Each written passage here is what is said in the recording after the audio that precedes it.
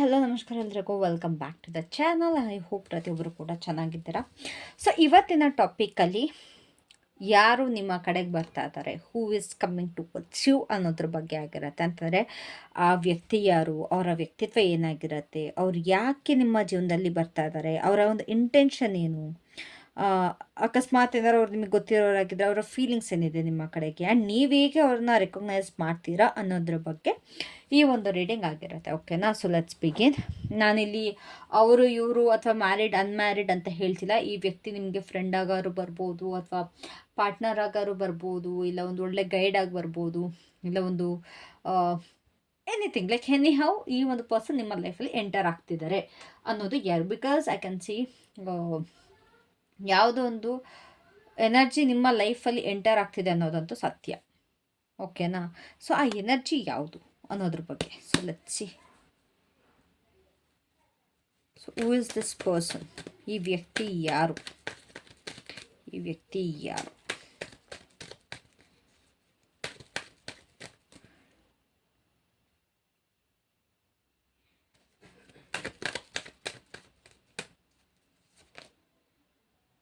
Okay, this is interesting. C, ಈ ವ್ಯಕ್ತಿ ಯಾರು ಅಂತ ನೋಡೋದಾದರೆ ಐ ಕ್ಯಾನ್ ಸಿ ತುಂಬ ಜನಕ್ಕಿಲ್ಲಿ ನಿಮ್ಮ ಲೈಫಿಗೆ ವಾಪಸ್ ಬರ್ತಾ ಇದ್ದಾರೆ. ಓಕೆನಾ? ಅಂತಂದರೆ ನೀವು ಅವ್ರು ತುಂಬ ಜಗಳಾಡ್ಕೊಂಡು, ಇಲ್ಲ ಫ್ರೆಂಡ್ ಕೂಡ ಆಗಿರ್ಬೋದು. ನಿಮ್ಮ ಲೈಫಲ್ಲಿ ಇವರು ಪಾಸ್ಟಲ್ಲಿ ಇವರ ಒಂದು ಪ್ರೆಸೆನ್ಸ್ ಇತ್ತು ನಿಮ್ಮ ಲೈಫಲ್ಲಿ. ಓಕೆನಾ?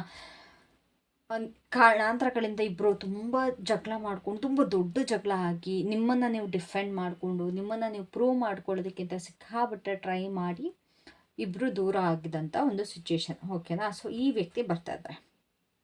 ಆ್ಯಂಡ್ ನೀವಿಬ್ಬರು ದೂರ ಆಗೋದಕ್ಕೆ ಬೇರೆ ಯಾರೋ ಜನರು ಕೂಡ ರೀಸನ್ ಆಗಿದ್ರು, ಥರ್ಡ್ ಪಾರ್ಟೀಸ್ ಇದ್ದರು ಇಲ್ಲಿ ನೀವಿಬ್ಬರು ಸಪ್ರೇಟ್ ಆಗಬೇಕಾದ್ರೆ.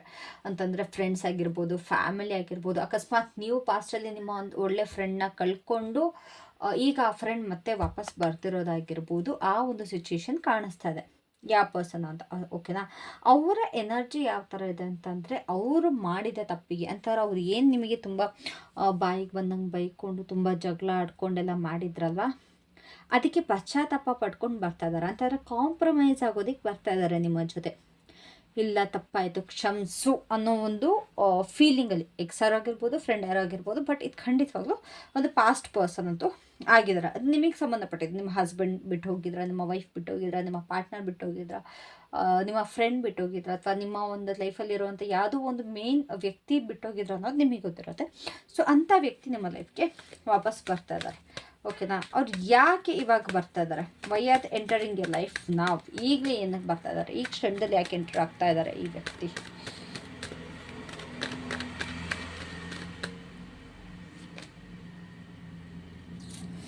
ಅವರಿಗೆ ಅವ್ರು ಮಾಡಿದ್ದು ತುಂಬ ಚೈಲ್ಡಿಶ್ ಆಗಿತ್ತು ಅನ್ನೋದು ರಿಯಲೈಸ್ ಆಗ್ತಾ ಇದೆ.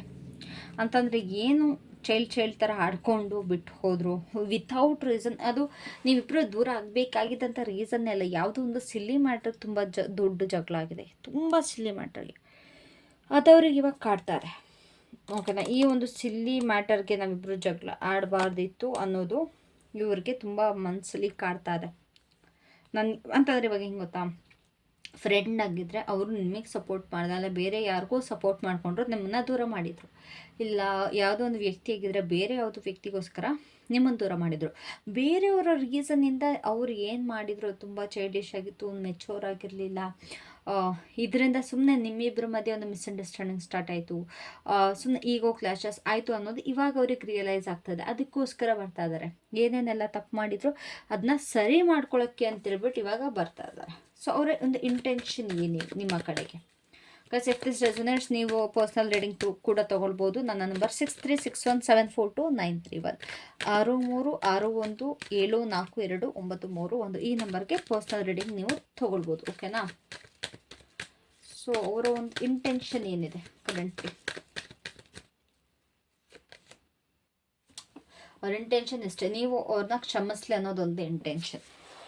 Is really beautiful.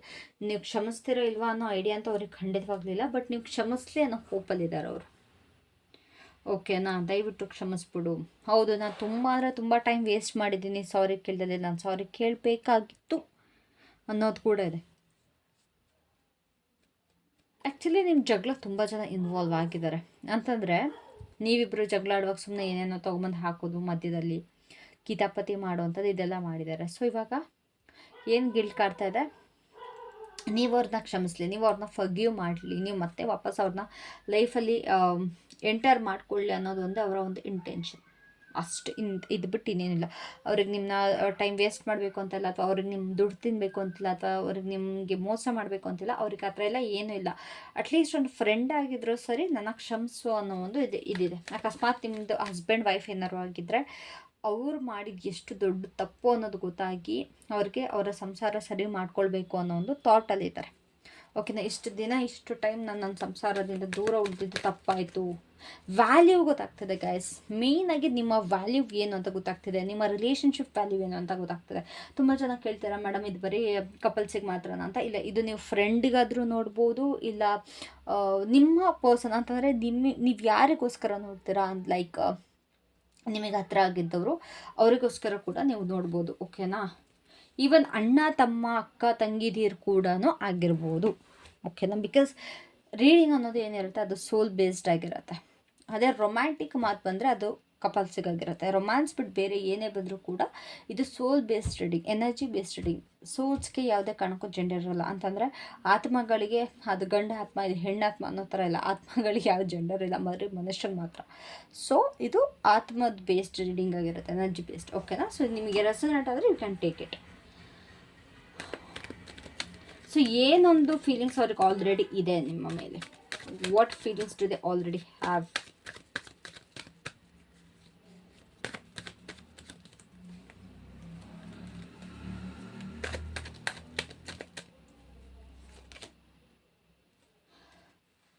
ಅವ್ರಿಗೆ ಯಾವ ಥರ ಅಂತಂದರೆ 50-50 ಫೀಲಿಂಗ್ಸಲ್ಲಿದ್ದಾರೆ.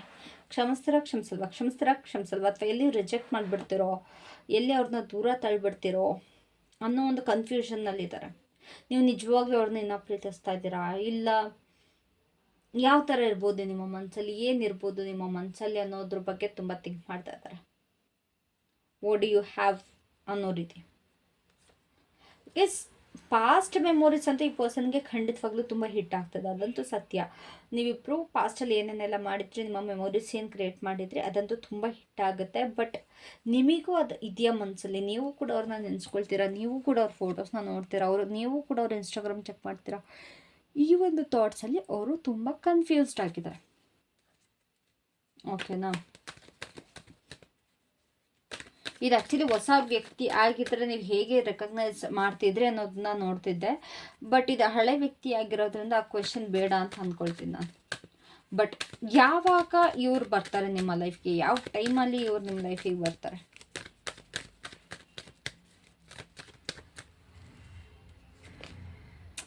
ವಾವ್, ನೀವು ಯಾವಾಗ ತುಂಬ ಫುಲ್ಫಿಲ್ಲಿಂಗ್ ಲೈಫ್, ತುಂಬ ಹ್ಯಾಪಿಯೆಸ್ಟ್ ಮೂಮೆಂಟಲ್ಲಿ ಇರ್ತೀರ ಅವಾಗ ಬರ್ತಾರೆ.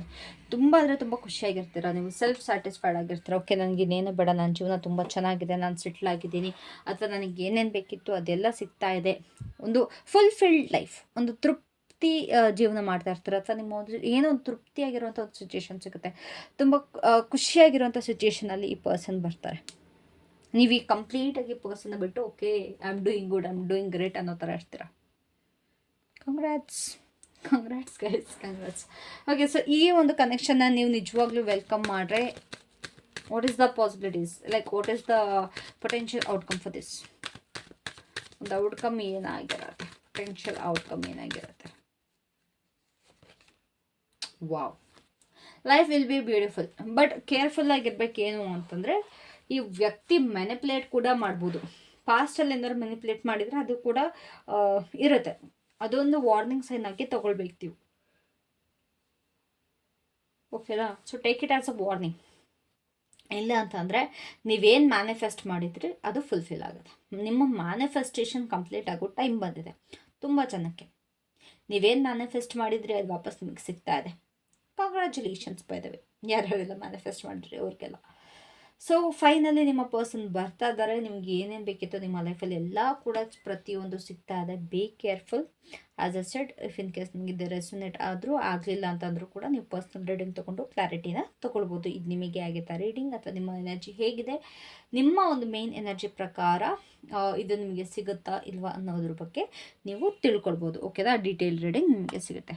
So okay guys, thank you so much. Have a great day. ಇದಾಗಿತ್ತು ಇವತ್ತಿನ reading. Love you all. Bye.